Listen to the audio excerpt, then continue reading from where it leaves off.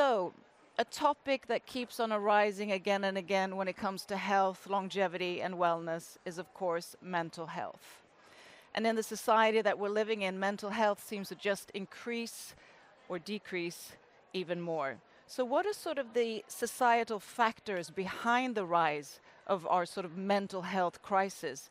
And what can we really do about it? What can we do to get a more better mental state and also really enhance our wellness and longevity? Well, luckily, we have an outstanding panel here today. We're going to talk about the state of mental health. And here to facilitate this is Manu Sareem, who's a former chairman of ADHD Association. He's also an author, lecturer, coach, and advisor. And he's going to be accompanied by an outstanding panel, Jeanette Öxlund, who we actually saw previously, Harry Ethan Justus, and Melissa Elverberg. So please join the stage.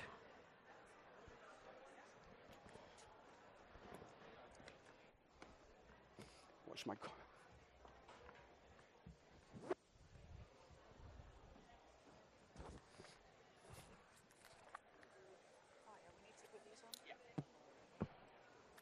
Or at least we will if the audience has questions, right? Yeah, you just want to, if you can hear me, everything's okay.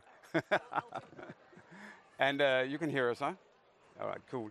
And let me just, welcome Harry Eaton from the States. You've been in Copenhagen for like 6 years? Yeah, 6 years. Can you guys hear me? Yeah, Wonderful. you guys, you'll introduce yourself in just a moment. And also Jeanette Oxlund, who I know a little, we've been, I've known you for like 8-10 years, more or less. Yeah. Who counts? And also Melissa Elverberg, a very Danish name. Welcome. Yes, very Danish. Yeah. Could you please introduce yourself, Melissa? Yes. So my name is Melissa, and can you hear me all right? Yes, good. Thank you. I'm a clinical psychologist. I specialize in high performance and sports psychology, and also in mental recovery, which is a big passion of mine. So I specialize in those things. I work in a private practice here in Copenhagen. I also do work with other partners, with sports clubs, I do partnerships with the police, the local police, so that's my introduction. So thank you. And Jeanette? Can you hear me as well? Yeah. I'm Jeanette Oxlund, and I work and have been working for the past 15 years in companies talking about performance and stress, and I'm working on the ground of mindfulness and meditation. And my name's Harry Justice. I'm the senior project manager at Tech Barbecue, and I have a personal background being very interested in mental health. My bachelor's was in psychology and neuroscience. I grew up in Silicon Valley with a dad in startups and a mom who's a therapist, so there was really no escape for me. And now, in my time at Tech Barbecue as a project manager, I had the privilege of leading a project specifically around mental health for people who work in startups. So that's my area of expertise. Thank you, Harry. I just moved a little closer because I can't hear you. And it's, this is kind of a little awkward for us, because we can't hear anything. But we're sure you can hear us, no? Yeah, thanks. And the headline is the current state of mental health. And that's actually a very big issue. And for me, I've been reading a lot of books about that, especially about ADHD. I've been the chairman of the ADHD organization in Denmark, also the stress organization for many years ago. And on one side, we know, and we've been reading all these headlines about, happiness in Denmark, and everything's going well. And on the other hand, we are seeing a rise of, of many diagnoses here, including stress and ADHD, bipolar, depressions, and so on. And it's sometimes when I'm looking at all those numbers, I'm thinking something just doesn't fit, and why are we seeing this increase in Denmark? So we're going to talk about that. And also, it'll be possible to have some Q&As the last 10 minutes. So we'll have a mic. I think it's here somewhere. But Jeanette, I think I'll start with you. Why do you think we are seeing a rise like that in all those challenges when we're talking about mental health in Denmark? I think in many ways we've created a society that's just not healthy for us.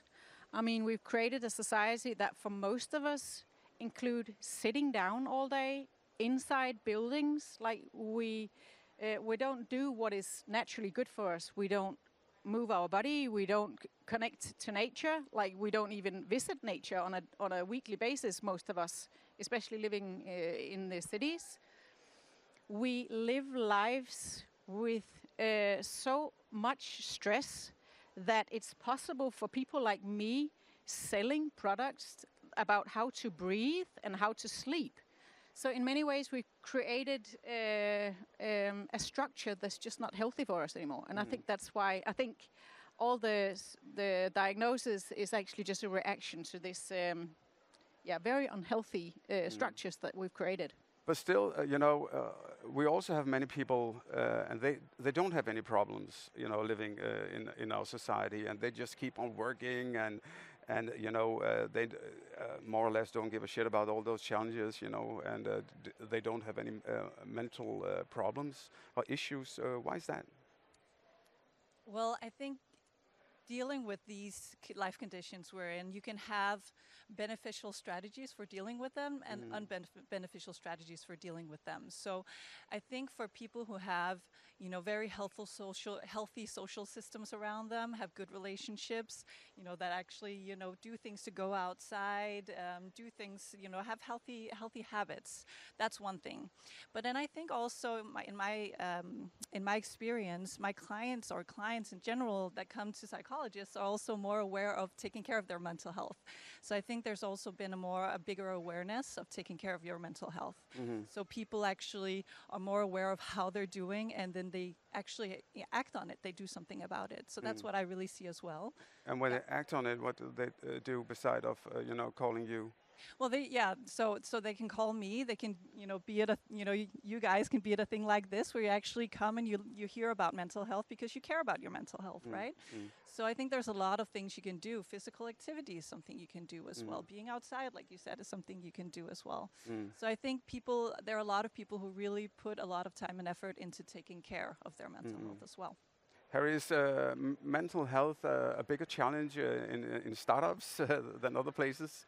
Actually, yes, and the research backs that up as well. Not to say that startup founders experience a different kind of mental health issue than anybody who doesn't work in a startup, but the data does show that people who work in startups are far more likely to experience high levels of stress because startups, by definition, especially founders, which is what our research focused on, founders have a very uncertain type of job, and the difference between being a founder and being a salaried employee is, a salaried employee, you have a rhythm to your work life, whereas founders, it's a big up and down roller coaster. And generally, the research that I've seen shows that, or startups in general, particularly founders, tend to be more stressful, and, biologically, when you have that much cortisol in your system for that long of a period of time, it's just not good for you. Yeah. And a lot of cortisol creates stress. We know that. Yeah, we know that. And it's important to remember that stress is actually not a bad thing. Stress is actually, every time we exercise, that's a stress for the body. With exercise, we feel sore and we relax the next day. We go into recovery mode. And then we have this thing called hormesis, that the body is like, oh my God, that was a challenge. I need to grow to be able to handle this again. So stress is actually a good thing.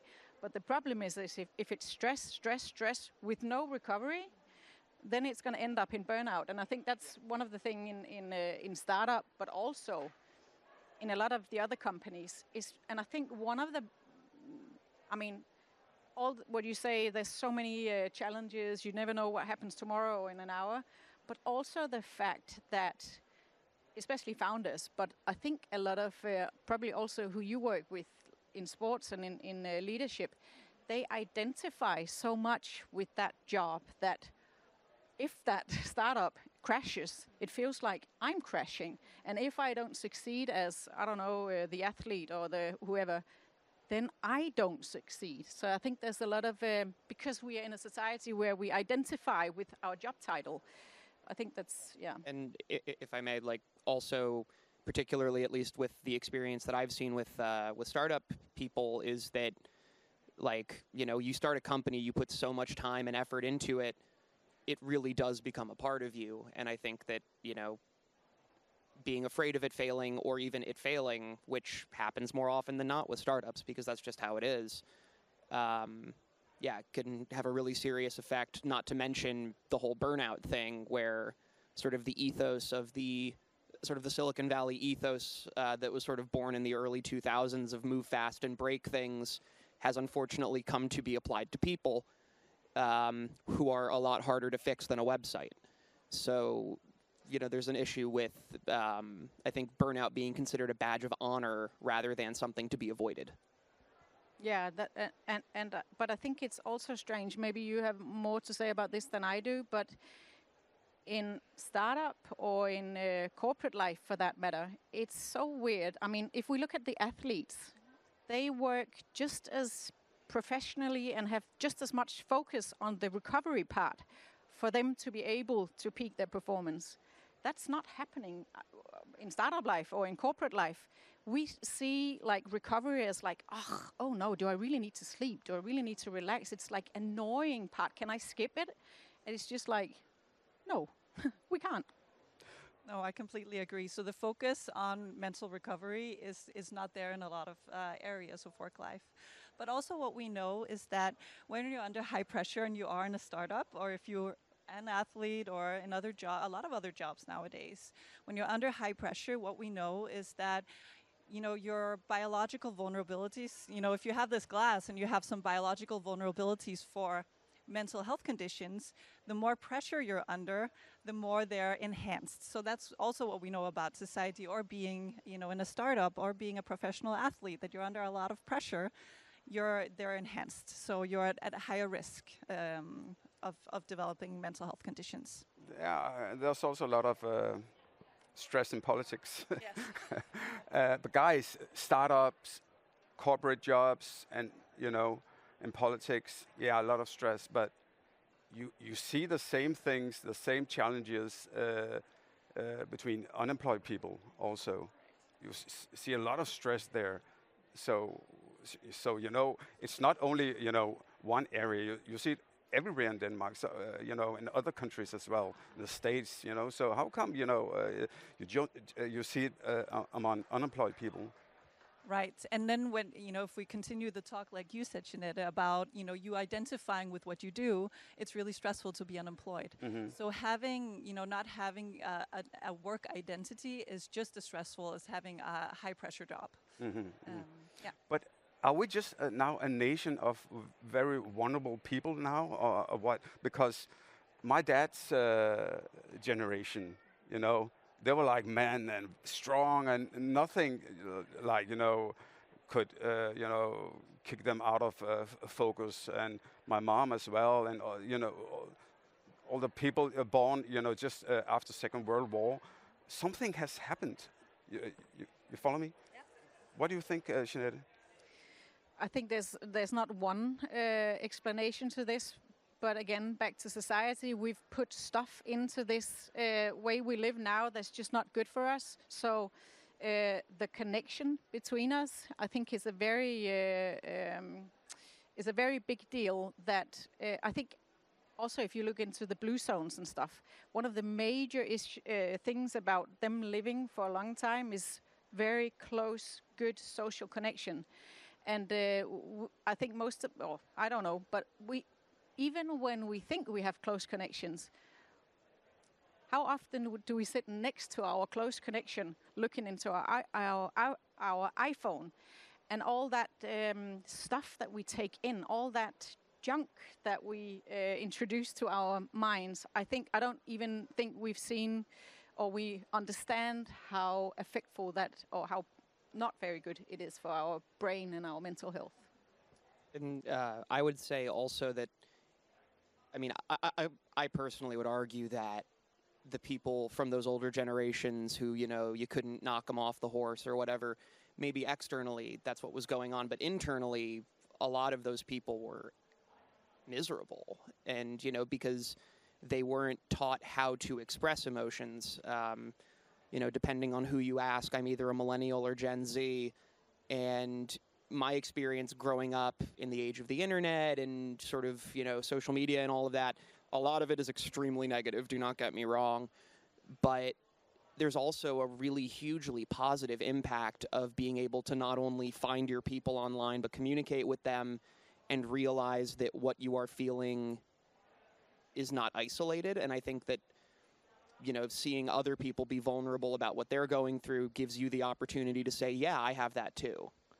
And that's made it, I can say for me personally, it's made it a lot easier to talk about my mental health because I've seen so many other people say that they're going through the same thing that I might be.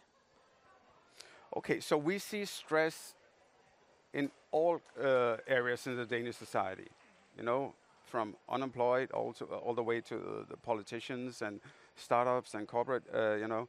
But we also see a very big rise in diagnosed, you know, as I told you in the start, you know, ADHD, ADD, bipolar, OCD, anxiety, depression. I've got ADHD, and I know one of the biggest challenges is, you know, stress reduction, you know, keeping stress away. But still, we are seeing the rise of all these diagnoses. You know, what do you think is the reason for that? Well, I think one of the reasons, now I work primarily with adults, and I see regularly adults in my practice that I actually recommend being examined for ADHD, who never gotten the diagnosis as a child, who get it as adults, who end up, you know, having the diagnosis, having ADHD, and they can look back and say, I had it as a child as well. So I think I very much agree with Harry. I think there's also, you know, a bigger view on mental health now. When I talk to my clients who have OCD or depression or anxiety, they can usually point out, oh, I have a grandparent and I'm sure my grandfather has OCD as well, but he's never been treated, he's never been diagnosed. So I think that's also a big part of it. There's a big focus on it now. And that really helps a lot of people, is my experience. It helps a lot of people to actually get an ADHD diagnosis as adults because they understand themselves better. So I think that's a big part of it.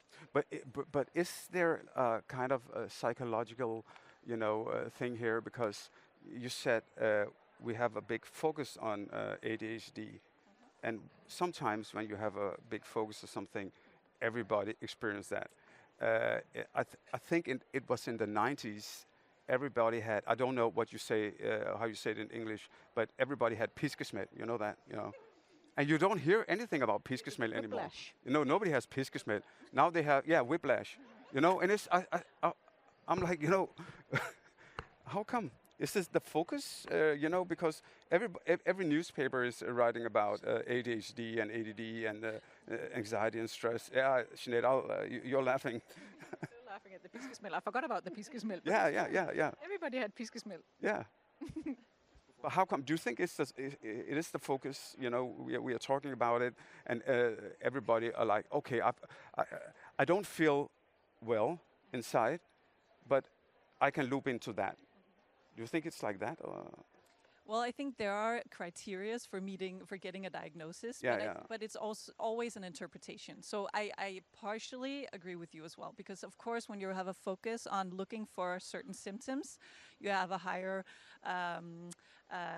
likelihood of seeing those. So, and in psychology and psychiatry, there's actually been a history of, like you say, bipolar disorder. You've actually changed the name of that, and you've done that with, or you know, the people making the diagnostic manuals have actually changed some of the names because there's been a over-diagnosing of certain mental health conditions. So I partially agree with you as well. There's a focus on it. Yeah. Yeah. Sinead, what do you think? Yeah, I agree, totally agree. But I can't help thinking as well that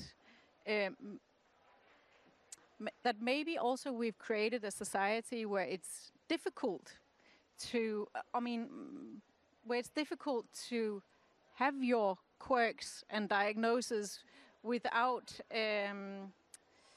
it's hard to have room and be not like everybody else. And then you need the diagnosis, and maybe you even need medicine to be able to handle this world. And it's just, there's something in me that hurts a little bit because, I think we're off track when tiny little quirks, when there's no room for tiny little quirks. And I'm not saying that ADHD is a tiny little quirk, but I mean, like you say, a lot of people recognize, I think everybody I know, and in startup life, everybody think they have ADHD. If we are off track when it comes to diagnosis and things like that, how do we get on track again? And I don't only think, I'm not only thinking about diagnosis like OCD, ADHD, but also stress and so on. So how do we get on track again?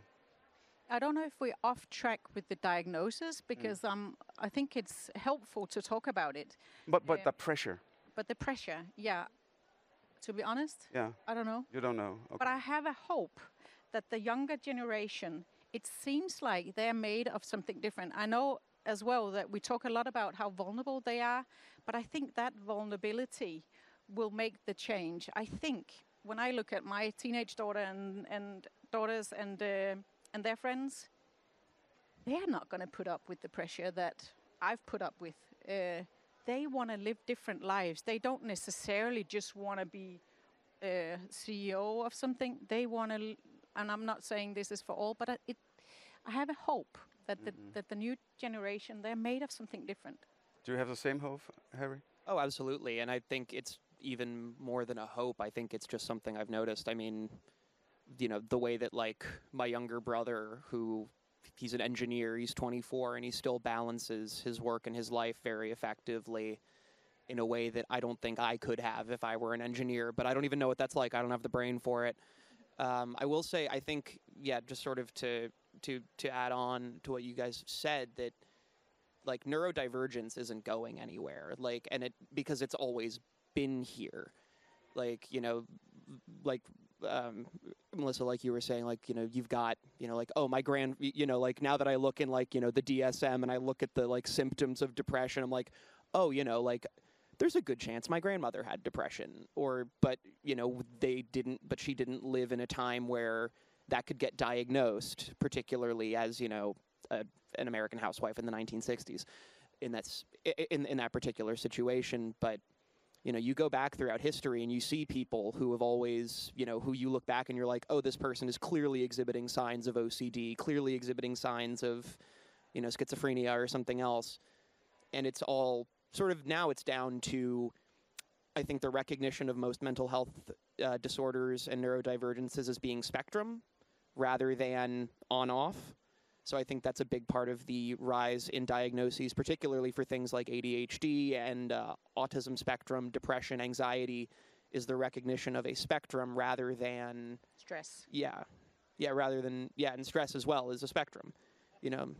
So like I'm stressed right now because I'm up on stage talking in front of people, but it's the kind of stress that's good for me because I'm going to go home and recover afterwards. And the DSM is the Diagnosed Criteria System from the States. Sorry, that's the American Diagnostic and Statistical Manual by, I think it's like the American Psychiatric Association. Yeah. So we have all the different kind of, mental challenges, like ADHD, stress, OCD, all of them. We just mentioned all of them. But for me, one of the key issue is also stress, you know, and how to avoid stress, and us also, you know, to recognize what is the path to the, you know, to the burnout, because the burnout is, I think, for me, one of the biggest, biggest challenges that we have in Denmark right now. Because when I talk to psychiatrists and doctors, you know, through my podcast, everybody is talking about burnouts, and you don't have to have ADHD to, experience that. So, and I'm sure that you also, Melissa, experienced that in your office. So, how can we, avoid that?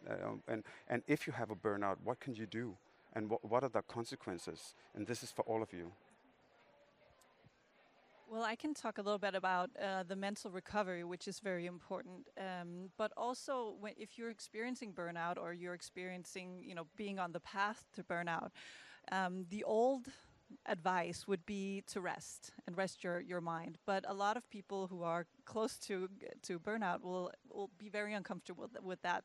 Their mind is worrying a lot. They have a lot of thoughts, a lot of physical symptoms. So to think about other aspects of life, thinking about social relationships. Can I do something to, enhance my social relationships? Can I do something to move my body, to go outside, to have, another hobby, another interest is something that's also important to find time for, or, make part of your life, to see yourself as a whole person. And I work with a lot with people who are under high pressure, and it's very important for them as well. And like you say, stress is something everybody experiences. So it's something that's very important to see yourself as a whole person, and to have a whole life that also is, being part of social groups and close social relationships, being something outside of your job or outside of the thing you spend most of your time on. Mm-hmm. So that's really, really important. Okay. Jeanette? Yeah, so totally agree. But if I had to add something, I think it's also, how do you say it, reconnecting to who's really you. And in my modality, that's you can do that with meditation. And meditation is not just sitting down doing the pause thing. It's a way of being in life, and it's a way of also being able to observe what kind of thoughts you create, because in many ways, it can be the high intensity of your job, but the main factor for you to become stressed is that you create thoughts that stresses you about that high intensity, whatever founder of the startup. So if you can change the way you create thoughts into less stressful thinking, so very compassionate, supportive thoughts, and also realizing that there's actually nothing stressful in this moment. It's not this email I'm typing now, it's the thought about the 500 that I've left that I'm probably not going to be able to answer, and with the underlying feeling of, if I don't do that, the world will explode, I'm going to die. That's very, very stressful for the body, and it's actually not in this moment. It hasn't happened yet. Actually, it's funny that you mentioned that. This is something that my therapist has had me practice, of like, I'm worried about XYZ thing, and he's like, okay, let's go through the entire scenario. What is the worst next thing that could happen if, for example, being, like, I don't know, like back when I was doing my master's, I was worried that I was going to fail out. And, he said, okay, so what happens if you fail out? And it's like, I don't know, I guess I lose my student visa. And then he's like, okay, so then what happens? And it's like, oh, you have to move back, he's like, take it all the way down the line. How bad can it really be? And then ask yourself, if that's what happens, how bad is that really?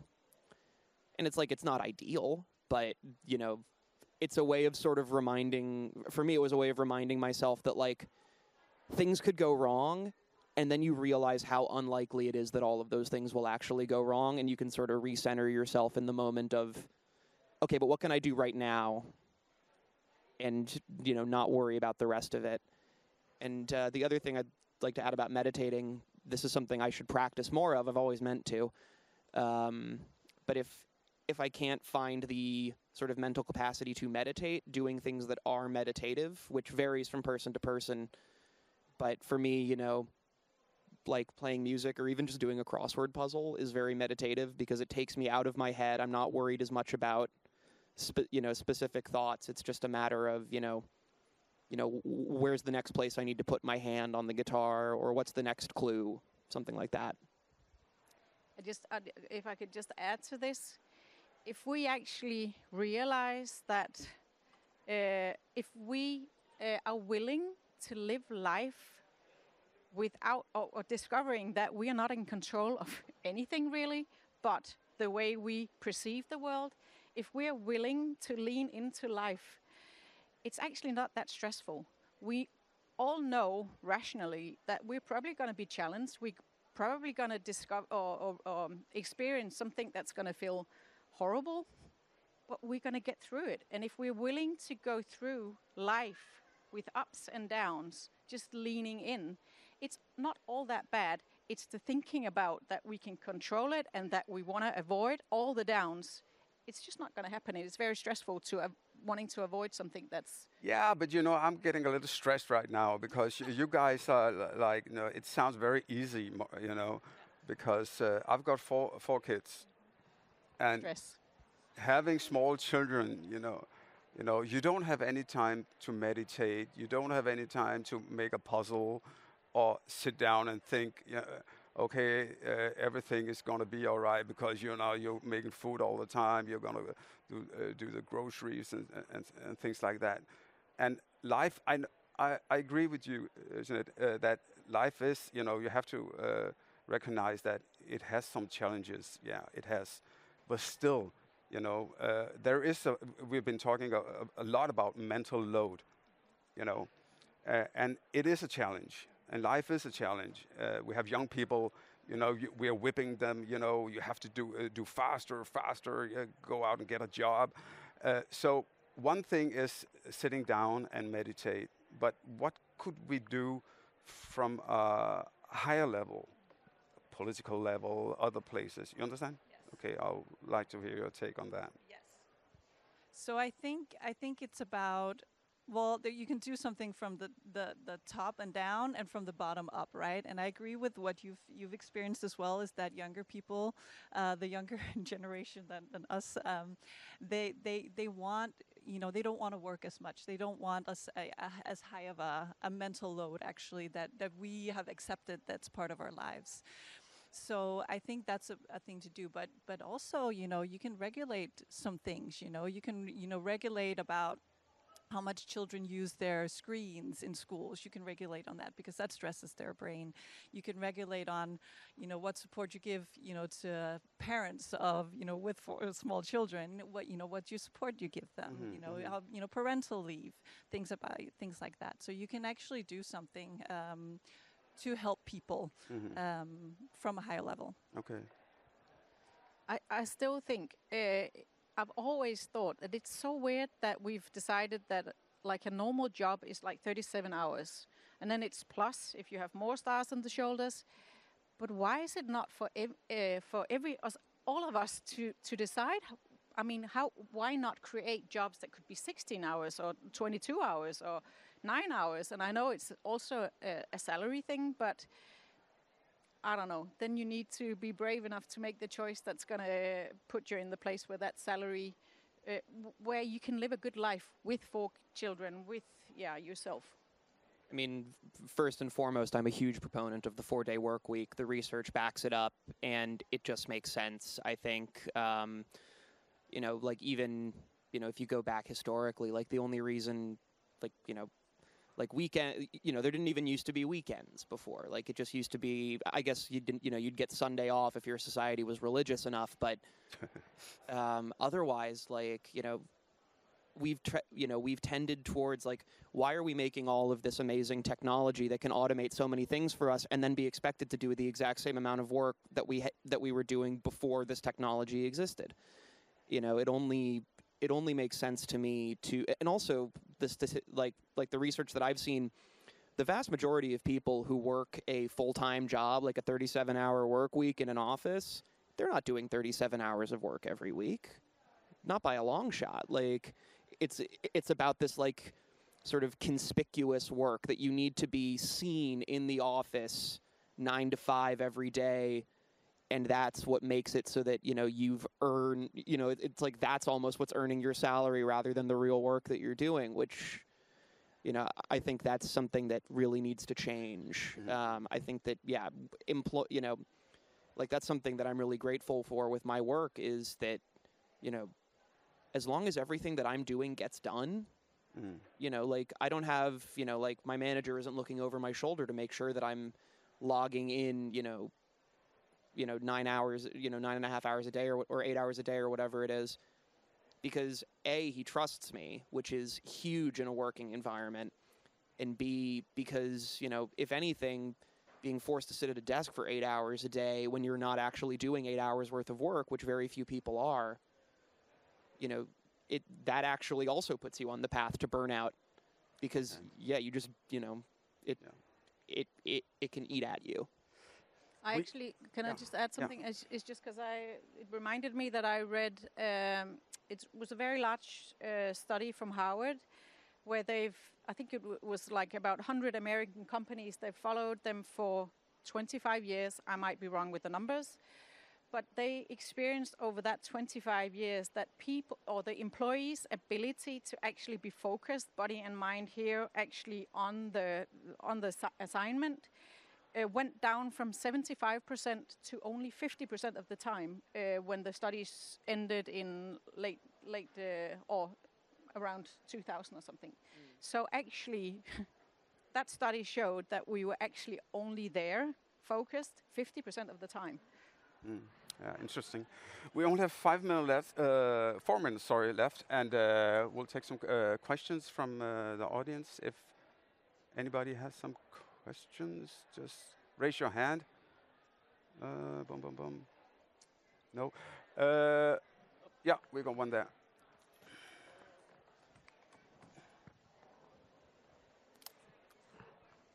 This might actually, thank you very much for a very interesting discussion. This is probably more a question for the politician. So now we've been forced to regulate and to register our work hours. How do you feel? I mean, it's for all of you. How do you feel about that? Isn't that going to create extra stress? I mean, we can't escape. We have to log in. How do you feel about that? I mean, talking about politicians. I haven't been a politician for 10 years. I know, but you still have the it's feeling. not my responsibility, but this is EU regulation, and I know that they made it to actually protect the worker, you know, not to work too much. Because surveys has shown us for many years that at some areas people actually are working more than 37 hours. So it's to protect the workers, but the consequence is actually that you have to register everything, and you will get more stressed, and it's more or less impossible, you know, to work at home, and so it's not so positive, to say it mild. I'm also concerned about it, yeah, but it's not my responsibility anymore. Any other question? Yeah, with that.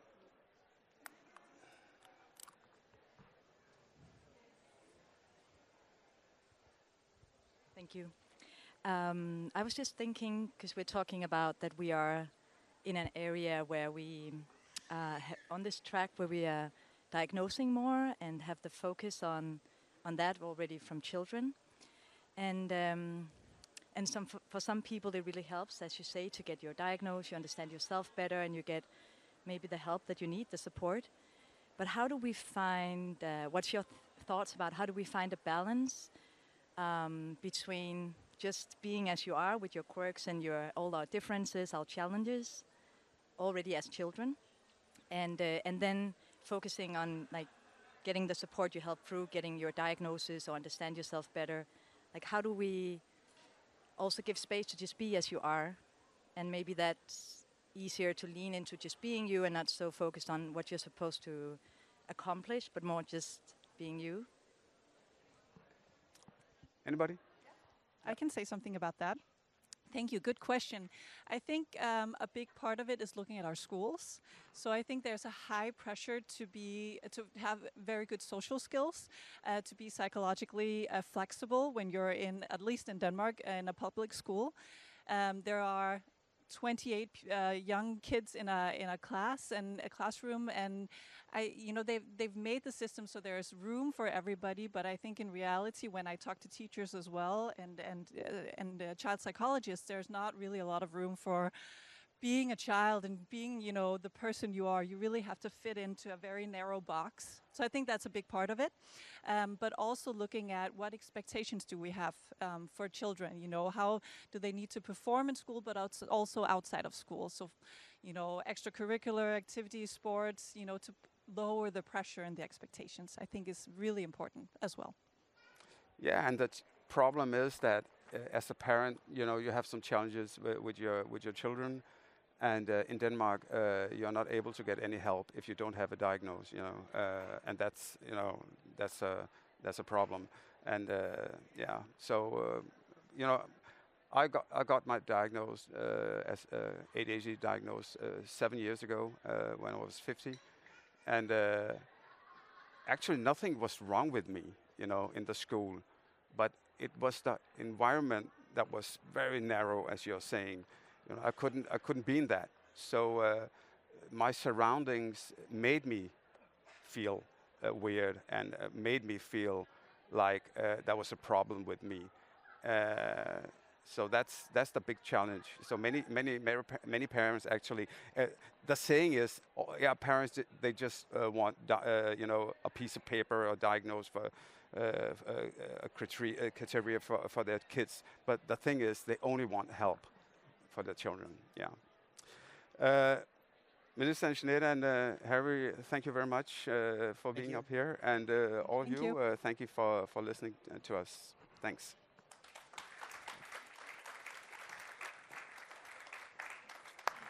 Thank you so much to our panel, and thank you also for sharing your knowledge and expertise, because mental health is truly a topic that we need to talk about by sharing our expertise, by sharing our experiences, because sometimes we can feel we're siloed when it comes to mental health.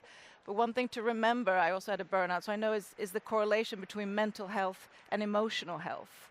That there's a lot of the mental health that is triggered by our emotions, but we're so concentrated looking into our mental capacity. And I think that's also something we've talked a lot about, that we can't control our circumstances always, but we can choose to reflect and take control, if that's the right word, of our emotions and how we handle situations. So thank you so much to the panel, and thank you to Manu. Thank you.